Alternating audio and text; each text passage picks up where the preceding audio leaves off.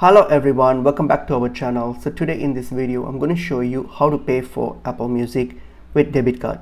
So let's get into the video. So if you want to use your debit card for payment, then what you have to do is simply add your debit card as the payment method in your Apple account. So to do that, open up settings and then hit on your profile here, and then once you're on your Apple ID here, so click on payment and shipping. Simply open that up, click on it, and once you click on it here, now what you have to do is hit on add payment method and simply select your debit or credit card as the payment option. So your payment method varies depending on your location. So in my location it doesn't support credit cards, so I don't have the credit card option, but in most areas like US, UK, Australia, they will support debit cards. So simply select the debit card option and then plug in your debit card details. So once you have added that as your payment methods, so now you're all good to simply open up your Apple Music, and then you can simply try it, like do the subscription, hit on subscription, and then the subscription will be